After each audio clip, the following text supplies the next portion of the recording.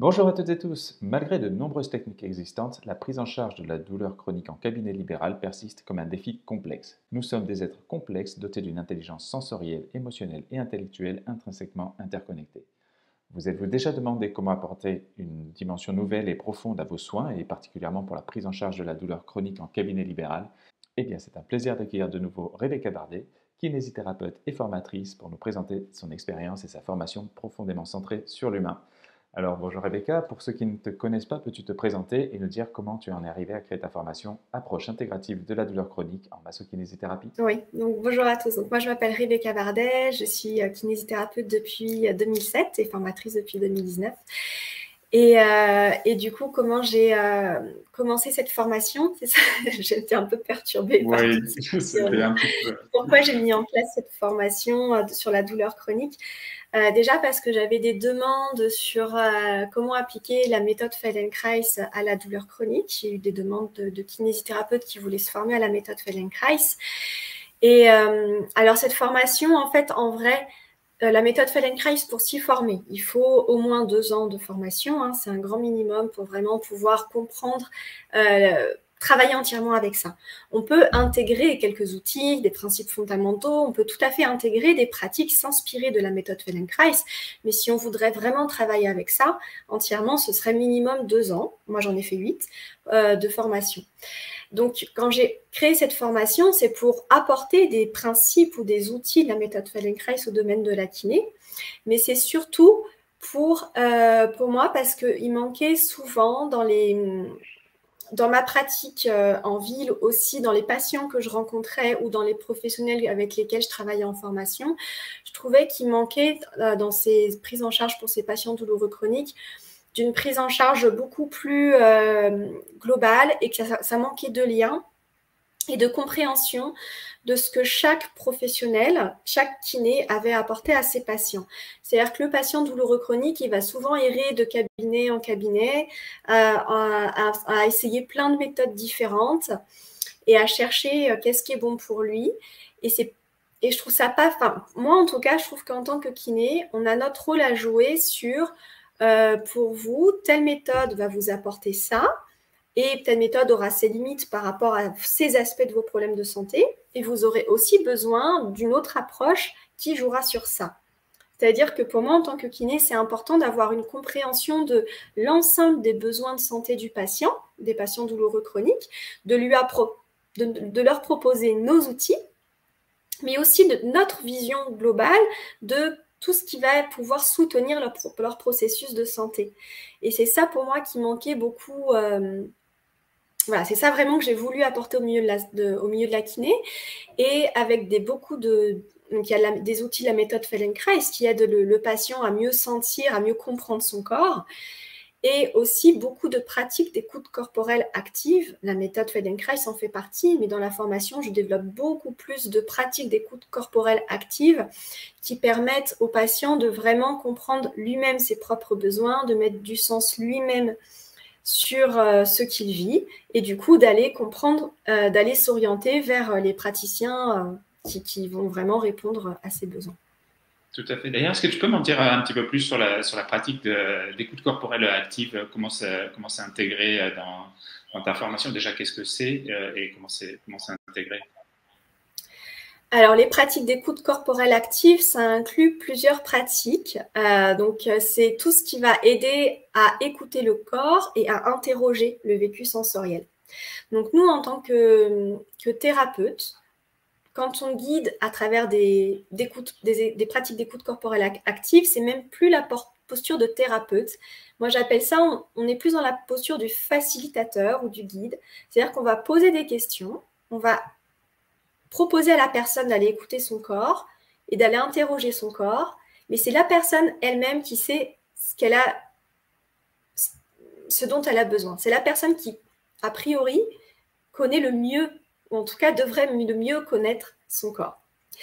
On n'est pas là, nous, pour lui dire ce qu'elle devrait faire ou que son corps veut lui dire, etc. C'est nous, on facilite une meilleure compréhension chez l'autre. Donc, ces techniques, il y a des techniques d'auto-hypnose qui vont aider à ça.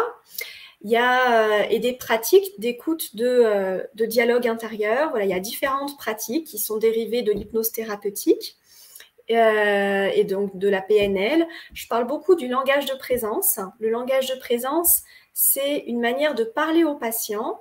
Donc, c'est inspiré de la PNL aussi. C'est une manière de parler au patient qui va l'aider à observer sa relation à sa douleur et comment il vit sa douleur et à un peu prendre le rôle de témoin par rapport à tout ce qu'il vit, à prendre du recul par rapport à tout ce qu'il vit et mieux comprendre les impacts de sa douleur et comment parfois il se fige aussi dans la douleur, comment parfois il s'identifie à comment la douleur, parfois, elle va prendre toute la place, ou parfois aussi comment les phases où le patient, comme on peut tous l'être, il va être en déni de ses symptômes corporels et la douleur va être le seul signal d'alerte, entre guillemets. En tout cas, c'est un langage de présence. C'est autant une manière de parler sans aller dans des techniques d'hypnose. Hein. C'est vraiment quelque chose qui peut être juste dans le dialogue et ça peut être aussi des techniques plus poussées qui permettent au patient d'être beaucoup plus conscient de tout ce qui se joue en lui avec la douleur. C'est très intéressant parce que c'est vrai que quand on a une problématique, on va voir le kinésithérapeute et on lui demande de nous donner les clés pour cette problématique-là. Et en fait, ce que tu es en train de dire avec l'écoute active, l'écoute corporelle active, c'est vraiment le patient qui a ses propres clés et le kinésithérapeute qui va déblayer autour de cet amoncellement de choses pour aider le patient à trouver sa clé. Et ça change complètement la relation thérapeute-patient qu'on peut avoir, qu'on a pu avoir jusqu'à ces dernières années finalement. Oui. Ah oui, c'est vraiment ça. Pour moi, c'est hyper, hyper important. Ça n'empêche pas qu'à des moments, nous, on est quand même des professionnels, on a quand même des connaissances à apporter, mais c'est le patient qui va valider ou pas avec son propre vécu. Et c'est le patient qui va dire, bah non, là, c'est plus comme ça que j'ai envie de le faire ou pas. Et c'est ça, pour moi, cette appropriation des techniques où nous, on n'est pas le tout-puissant qui sait tout à la place d'eux. C'est hyper, hyper important. Ça attribue beaucoup de pouvoir personnel, je ne sais pas comment dire, ça reconnecte la personne à son pouvoir personnel sur son propre état de santé. Oui, il n'est pas juste là à subir des propositions thérapeutiques. Tout à fait, on est tout à fait dans l'autonomisation des patients de façon vraiment concrète. Le kinésithérapeute a plein de clés, plein d'outils et une connaissance scientifique sur énormément de possibilités. Mais c'est vrai que si le patient ne se l'approprie pas, finalement, l'évolution thérapeutique va être peut-être plus difficile, plus longue, et il y a beaucoup d'errance thérapeutique, d'en parler au tout début, effectivement. Donc c'est vrai que cette approche-là est tout à fait intéressante. Il y a un autre point aussi dont tu parles, qui sont les réflexes archaïques. Alors j'aimerais bien avoir un petit peu plus d'informations sur la place justement des réflexes archaïques dans tout ça. Oui, parce que moi, c'est vrai que quand je me suis formée au réflexe archaïque, au début, c'était surtout pour le domaine de la pédiatrie. Et au final, ça m'a autant servi avec mes patients douloureux chroniques. C'est beaucoup pour un travail sur la posture et la sensorialité. Parce que dans la formation, ce dont je parle beaucoup, c'est de toutes les multiples dimensions de la douleur chronique, avec la dimension sensorielle, comment le patient, comment la douleur va parfois prendre toute la place sur les autres sens et l'importance de réinvestir l'ensemble de la sensorialité pour que la douleur prenne moins de place. Même si la douleur, parfois, elle est encore là, le patient, il peut quand même retrouver la notion de plaisir de son corps. Donc, les réflexes archaïques, ils vont aider à cette approche sur la sensorialité. Ils vont aider quand il y a des hypersensibilités, par exemple. Ça va être intéressant de travailler des réflexes pour retrouver une sensorialité plus agréable. Les réflexes archaïques, ils vont aussi aider à jouer sur des facteurs mécaniques de la douleur quand, par exemple, il y a une posture qui entretient des douleurs. Les réflexes archaïques, ils vont aussi être intéressants pour jouer sur les facteurs émotionnels de la douleur. Par exemple, chez des patients qui ont du mal à poser leurs limites, qui se laissent facilement envahir par les émotions des autres ou par leurs circonstances familiales ou autres, il y a des réflexes, on travaille que sur le corps, sur des schémas très précis, il y a des réflexes qui aident très nettement à nourrir l'ancrage corporel, mais aussi l'ancrage émotionnel, à plus de stabilité intérieure. Il y a beaucoup de patients douloureux chroniques qui se laissent facilement envahir par toute leur vie émotionnelle. Donc, les réflexes archaïques, ils jouent vraiment sur toutes les dimensions de la douleur. Après, ce n'est pas la seule technique que j'utilise, hein. Il y a beaucoup d'autres pratiques, mais ils ont vraiment leur place pour jouer sur toutes ces dimensions de la douleur. D'accord, très bien. Et tu parlais aussi de la méthode Feldenkrais, hein, tu es un petit peu lié. Et justement, comment ça permet aussi aux kinésithérapeutes, quels sont les outils que ça apporte aux kinésithérapeutes pour accompagner les patients à mieux gérer leur douleur chronique? Oui. Donc, la méthode Feldenkrais, c'est vraiment en premier sur l'aspect sensoriel et moteur. C'est-à-dire qu'avec la méthode Feldenkrais, on redirige beaucoup l'attention sur l'ensemble de la sensorialité et le patient, il apprend à écouter sa sensorialité autrement que par la douleur.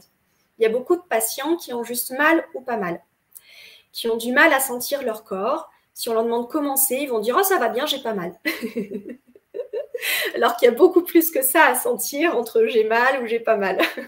Donc la méthode. C'est marrant ce que tu viens de dire parce que quand on dit, excuse-moi, je te coupe, mais quand on dit commencer et tu dis oh ça va, j'ai pas mal. En fait, on ne demande pas si on a mal ou pas, on demande comment on se sent quoi. C'est de mettre des termes en fait, la différence entre ça va ou ça va pas et je ressens ça. Et c'est vraiment quelque chose qui me parle beaucoup. C'est peu connu hein, au final, hein, qui est peu parce que c'est culturellement, c'est pas du tout.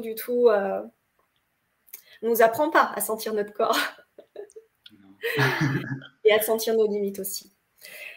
Donc voilà, la méthode Feldenkrais, elle aide beaucoup ça. Et ensuite, sur le plan moteur, c'est qu'elle nous apprend à bouger autrement. Ça veut dire que, par exemple, quand il y a une partie du corps qui est douloureuse, avec la méthode Feldenkrais, on va chercher à comprendre pourquoi est-ce qu'elle a été surutilisée, cette partie du corps. Et ce qui est souvent le cas, en fait. Hein, par exemple, dans les cervicalgies chroniques, c'est souvent des personnes qui ont surutilisé leur mobilité cervicale, qui n'ont pas assez utilisé toute la mobilité du dos, qui manque de lien entre la mobilité du cou et le reste du corps. Et avec la méthode Feldenkrais, on va apprendre à relier la mobilité des cervicales au reste du corps. Donc souvent, quand une personne a mal au cou, on va commencer par lui apprendre à mieux bouger en bas. On va apprendre à préserver les vertèbres cervicales pour que ça se détende et à trouver des mouvements qui économisent, qui reposent ces vertèbres cervicales. Voilà, donc la méthode Feldenkrais, c'est vraiment retravailler sur la gestuelle globale pour trouver une manière de bouger au quotidien qui respecte plus la physiologie de chacun et qui soit plus efficace, économique en énergie et qui préserve les parties du corps lésées. D'accord. Donc, on a vu la partie de l'écoute corporelle active, la partie des réflexes archaïques, ce qu'apporte la méthode Feldenkrais à ce niveau-là. Est-ce qu'il y a d'autres éléments essentiels que tu soulèves également au niveau de ta formation? C'est vraiment les trois aspects clés que j'aborde, hein, qui à chaque fois travaillent sur toutes les dimensions de la douleur chronique. Et moi, ce qui me paraît essentiel dans cette formation, c'est que en fait, c'est qu'elle s'adresse surtout à des professionnels qui ont déjà de l'expérience de terrain, qui ont déjà leur méthode. Par exemple, pour l'instant, toutes les personnes qui sont inscrites, il y a une personne qui travaille beaucoup avec la méthode McKenzie et qui avait besoin d'aborder plus la dimension sensorielle et le dialogue. Comment, par le dialogue, amorcer d'autres possibilités comportementales avec la douleur. Il y a une autre personne qui travaille avec la méthode Pilates. Donc, il y a vraiment des profils de professionnels différents. Il y en a une qui travaille beaucoup avec le yoga, etc. Et c'est vraiment fait pour ces professionnels qui ont déjà développé leurs outils, leur expérience de terrain et qui ont besoin d'aller plus loin pour inclure plus facilement la dimension sensorielle et émotionnelle de la douleur. Même si, bien sûr, dans la formation, j'aborde aussi des aspects mécaniques, mais voilà, en tout cas, elle s'adresse à des professionnels qui ont déjà acquis qui ont déjà acquis plusieurs outils. C'est intéressant parce que ce que tu dis, en fait, c'est que ça remplace pas, certaines compétences qu'ils ont pu avoir. Au contraire, ça vient les compléter, c'est ça? C'est exactement ça. Oui, ça vient compléter et puis approfondir et ça ne va pas empêcher. C'est-à-dire que moi, je pense que pour ces patients-là, ils ont au contraire besoin de plein d'outils différents, pas forcément tous avec le même professionnel, mais que c'est important dans notre système de santé d'avoir plein de profils différents. et ça apportera des choses différentes à nos patients. D'accord. Ce qui est assez intéressant aussi par rapport à ce que tu abordes, c'est que bah, déjà, on peut sortir de cette relation thérapeute-patient. Donc finalement, c'est aussi quelque chose qu'on peut assez facilement mettre en place sous forme d'atelier, par exemple, donc du hors convention pour les kinésithérapeutes, de façon très facile. Est-ce que tu peux m'en dire plus un petit peu comment ça pourrait fonctionner sur ce type de choses que tu fais, toi, par exemple? Oui. Oui, c'est vrai que la méthode Feldenkrais, ça se pratique aussi en groupe, hein, et puis même ce langage de présence, cette manière d'observer la relation à la douleur, à notre vécu corporel, c'est tout à fait des ateliers de groupe. Et même pour ces patients douloureux chroniques, je pense que c'est très bénéfique de bénéficier de la relation ou de partager leurs expériences avec d'autres personnes, parce que c'est des personnes qui vivent beaucoup d'incompréhension parfois de leur entourage. Et ça peut être très bénéfique pour elles de sentir le soutien d'un groupe et en même temps de sortir un peu de leur bulle.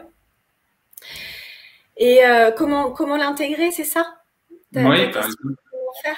Oui, moi, je pense par exemple à une autre interview que j'avais faite avec les Algonautes, qui sont deux kinésithérapeutes qui ont monté des ateliers justement sur la douleur. Et ça me fait penser vraiment à ce que toi tu proposes en fait. Quelles sont les différentes possibilités qu'on peut faire? Donc les ateliers Oui, de groupe, par exemple, comme tu viens de le préciser. Tu parlais oui, du Pilate aussi tout à l'heure. Tu parlais de. oui. Ça peut être très corporel, les ateliers de groupe, ça peut être plus sur aussi comment on vit avec la douleur. Moi, les ateliers de groupe, pour l'instant, j'ai arrêté. Avant, je faisais, donc, pas les patients douloureux chroniques, par contre, moi, je fais des consultations que d'1 heure ou d'1 heure et demie. Ces patients-là, je fais que des consultations d'1 heure ou d'1 heure et demie parce que pour moi, en 20 minutes, c'est pas possible de prendre toutes ces prises en charge.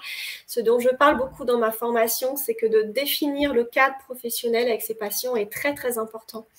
Il y a tout un travail en amont. C'est-à-dire que si le patient vient chez le kiné avec l'idée de faire que des massages, on ne pourra pas forcément aborder tout ce que j'aborde moi. Pour aborder l'ensemble de ces dimensions, c'est très important de définir un cadre qui soit clair. C'est-à-dire que le patient, quand il vient, il faut qu'il soit conscient qu'on va aborder et qu'il ait envie d'aborder toutes les dimensions de sa douleur. Donc moi, c'est vrai que comme je travaille, comme je communique sur les réseaux sociaux pour mes formations, je ne le fais pas pour développer ma clientèle, mais en tout cas, les gens qui viennent, ils ont vu mon site, ils savent très bien comment je travaille et ils viennent pour ça, avec cette demande-là. Et avec ces patients-là, je fais que des actes hors nomenclature. Pour l'instant, c'est en individuel. J'ai pas encore repris le collectif. Avant, je faisais aussi du collectif avec des ateliers entre midi et 2, des ateliers de groupe d'1 heure. Mais maintenant, le collectif, j'ai envie de plus le reprendre sur des stages d'une journée où on va aborder autant des exercices corporels que la relation à la douleur. Donc c'est vrai qu'il y a plein de manières différentes de travailler avec ces patients-là, que ce soit en acte conventionné ou pas. Mais ce qui est très important quand on veut élargir la prise en charge, pour moi, c'est de définir un cadre qui soit clair et que le patient soit en accord avec ça. Tout à fait. On avait fait d'ailleurs une interview sur le cadre thérapeutique ensemble qui était vraiment passionnante. Si les personnes veulent la retrouver, on la retrouve sur YouTube assez facilement. Et c'est tout à fait ça. Est-ce que tu peux m'en dire un petit peu plus sur bah, le déroulé de ta formation, comment on fait pour y participer, savoir un petit peu plus concrètement comment ça fonctionne? Les inscriptions sont via mon site rebeccabardet.fr. Pour l'instant, il y a un formulaire d'inscription et après, moi, je pose des questions aux professionnels. Hein. Moi, j'ai toujours besoin de connaître les gens qui s'inscrivent à mes formations et connaître leurs pratiques pour mieux, voilà, à chaque fois, j'envoie des messages individuels aussi à chaque personne pour être sûr que ça correspond à leurs besoins. Et du coup, après, voilà, j'envoie les documents. En tout cas, tout se fait via mon site. Et après, la formation se déroule sur Digiformat avec environ, il y a une vingtaine d'heures de contenu disponible en permanence pendant 1 an. Et ensuite, il y a à peu près un live par mois, sauf juillet-août où il n'y aura pas de live, mais il y a des lives réguliers pour à la fois répondre aux questions. Alors, je réponds aux questions soit en individuel, soit pendant les lives. Ça dépend. Enfin, quand les participants me posent leurs questions, j'y réponds voilà, dans les 2 jours à venir, toujours en continu. Mais pendant les lives, il y a beaucoup plus d'échanges autour de cas cliniques et voilà, autour des questions vraiment de terrain.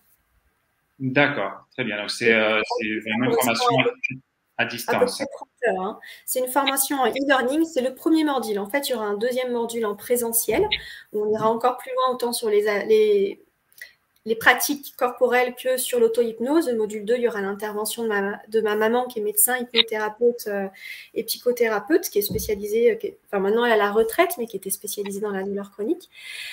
Et donc en tout cas, ce module 1 est en e-learning, oui. C'est à peu près 30 heures de formation et du coup, ça ouvre droit au crédit d'impôt pour les chefs d'entreprise. D'accord, super. Ah, très bien, donc on le retrouve directement sur ton site.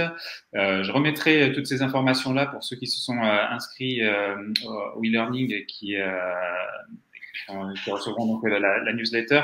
Je remettrai toutes ces informations-là. Je suis vraiment désolé pour la coupure. Rebecca avait également enregistré de son côté, donc je remettrai aussi un lien sur cette vidéo-là. Pour terminer, quel conseil donnerais-tu aux kinésithérapeutes pour surmonter les défis potentiels liés à l'intégration des nouvelles pratiques et notamment inspirés de la méthode Feldenkrais au quotidien, dans leur routine professionnelle? Ce que je conseille, moi, c'est de commencer par ce qu'il y a de facile pour eux et d'élargir. C'est pour ça que le contenu est disponible très longtemps. Hein. C'est de commencer par des petites touches, par des choses accessibles qui sont assez proches de leur pratique et d'élargir progressivement les outils. Mais ce que je conseille beaucoup, c'est de surtout rester dans cette notion parce que moi, ça m'est arrivé d'aller dans des formations et de ne pas m'approprier les pratiques. Ce que je trouve important, ou pas entièrement en tout cas, pas entièrement les outils. Moi, ce que je conseille beaucoup, c'est que on a vraiment, chaque professionnel, on a vraiment notre manière unique de travailler, les outils avec lesquels on est les plus à l'aise. Donc, en général, c'est pour ça que je fais tout ce travail de présentation. Les gens qui s'inscrivent, ils sont déjà, ils correspondent vraiment à ce que j'ai à leur apporter. Donc, la méthode Feldenkrais fait très rapidement sens pour eux et c'est assez facile pour eux de l'intégrer. En tout cas, voilà, ce que je conseille en général, c'est d'intégrer juste un ou deux exercices, puis ensuite 2 semaines plus tard, de se pencher sur un nouvel et un autre exercice. Et le premier vraiment principe fondamental, c'est de pratiquer pour soi-même en premier. C'est tellement vrai. Je ne compte plus le nombre de kinés et même moi-même sur d'autres choses où je suis très bon pour dire voilà, c'est comme ça qu'il faut faire et puis pas forcément le mettre en pratique moi-même derrière et ça c'est toujours impactant. Donc vraiment commencer par soi, c'est toujours c'est toujours le mieux finalement. Comme on dit, les cordonniers sont les moins bien chaussés, peut-être que commencer par se chausser soi, c'est pas plus mal. C'est encore plus important.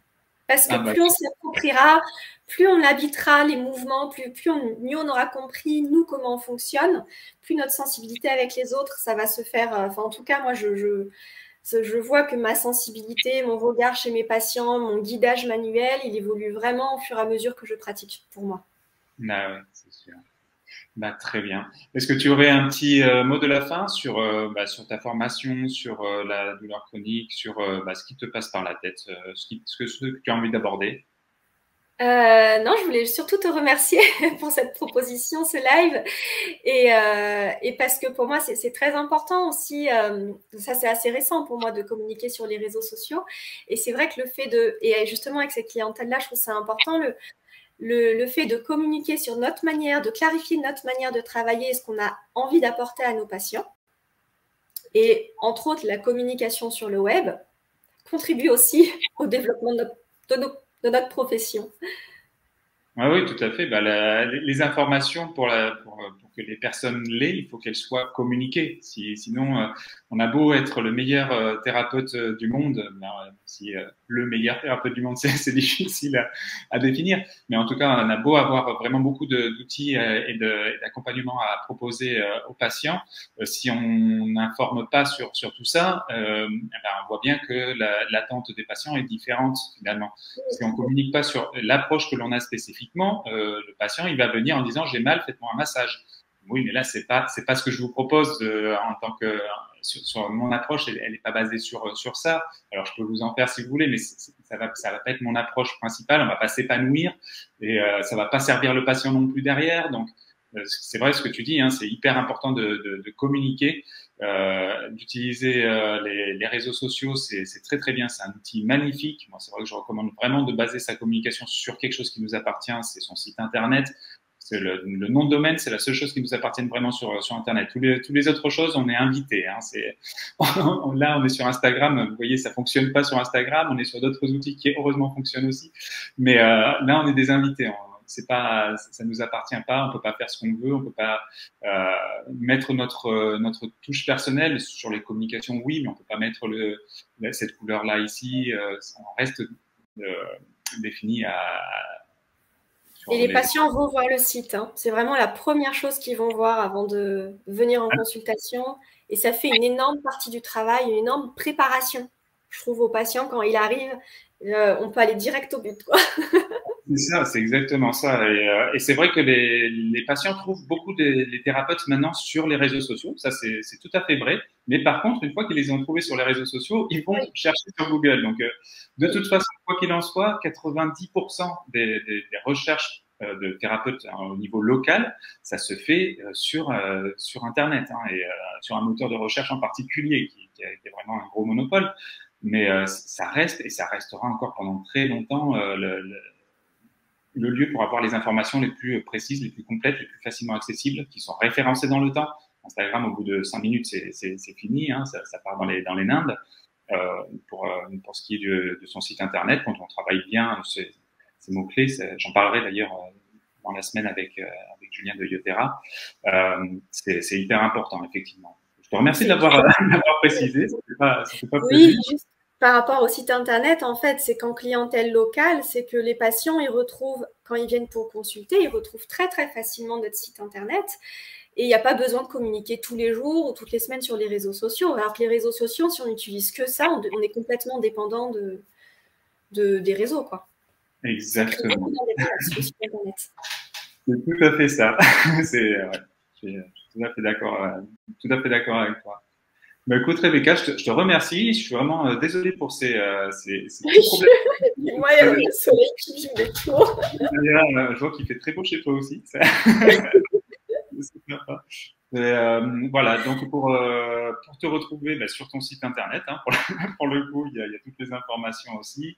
Je remettrai tous les liens sur la newsletter que je t'ai envoyée, sur les petites publications que je fais aussi plusieurs fois par semaine pour ceux qui sont sur les réseaux, sur Instagram, sur Facebook et LinkedIn. Et sur YouTube, vous aurez la vidéo complète dès que j'aurai fait le montage de tout ça aussi. Et un grand merci, Rebecca. C'est vraiment un plaisir de t'interviewer. Et à bientôt. Je réponds à toutes vos questions, voilà, si vous en avez disponible. Merci beaucoup. À très bientôt. Au revoir. Au revoir. Eh bien, merci d'avoir suivi cette vidéo jusqu'au bout. C'était encore une fois un immense plaisir de faire cette interview. Je te laisse aimer, partager, commenter et bien sûr t'abonner. Et surtout, n'oublie pas, ensemble, valorisons votre expertise.